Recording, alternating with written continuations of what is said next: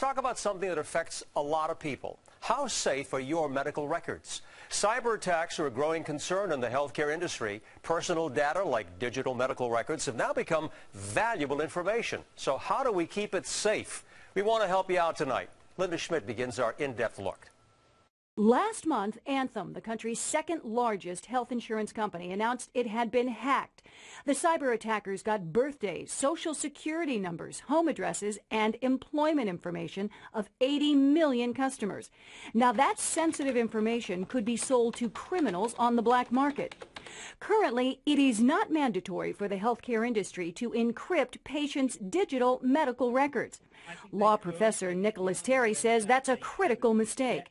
Professor Terry teaches at Indiana University, specializing in health information technology. The number of hacks that have been made against healthcare providers, against health insurers, suggests that this is a growing trend. It's a trend that the FBI has warned the healthcare industry about. Professor Terry believes the federal health department should force the healthcare industry to encrypt medical data. The dangers of leaving health data unencrypted are unacceptable. There are patients' advocacy groups working to create a more secure exchange of electronic personal health information. Robert Siciliano is an identity theft expert with Hotspot Shield, a security software company. He says encryption is the best security protection, but even encryption isn't 100% secure. Even when data is encrypted, there are ways in which to decrypt that data by cracking the encryption code. This means that even though those additional layers of protection are in place, very sophisticated criminals can actually tear that encryption apart and still get access to the information.